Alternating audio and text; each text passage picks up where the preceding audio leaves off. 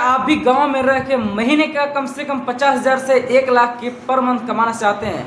जी हाँ दोस्तों, आपने सही वीडियो पर आए हैं और आज की इस वीडियो में बताऊंगा कि गांव में रह के आपका मिनिमम 40,000 से लेकर 1 लाख के बीच में आप कैसे कमा सकते हैं। लेकिन उससे पहले आपको इस वीडियो को लास्ट तक जरूर देखना होगा।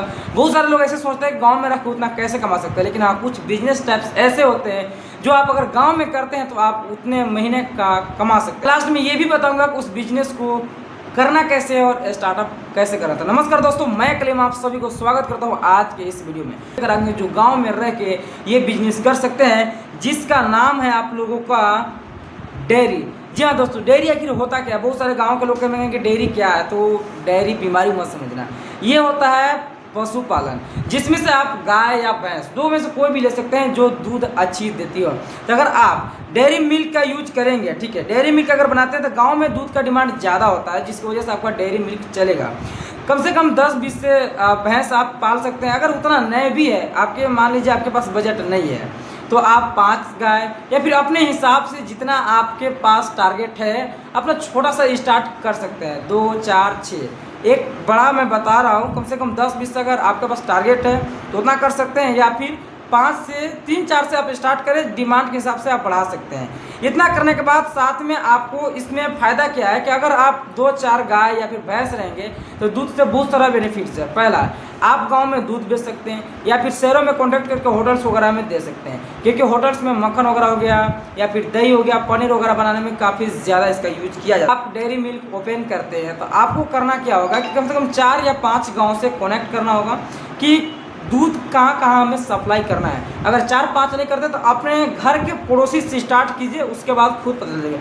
लेकिन अब इसके बारे में बता रहे हैं कि आप इसे चालू कैसे कर सकते हैं, गांव में इसका कैसे बढ़ सकता है। पहला पॉइंट्स, अगर आपके पास थोड़ा बहुत पैसा है तो आप उससे गाय हो या भैंस हो जिससे दूध आपको मिले, तो ये दोनों जो पशु है इनसे ज़्यादा दूध बेनिफिट होता है। गांव में इसका मांग ज़्यादा होता है, या फिर शहरों से भी मांग किया जाता है कि हमें आप दूध दीजिए।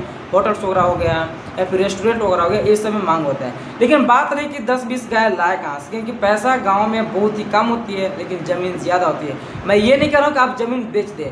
अगर आप एक अनपढ़ भी हैं, यानी पढ़ा लिखा भी नहीं है, तो आप कंपनी में कम से कम 10-15 हज़ार तो कमा ही लेंगे।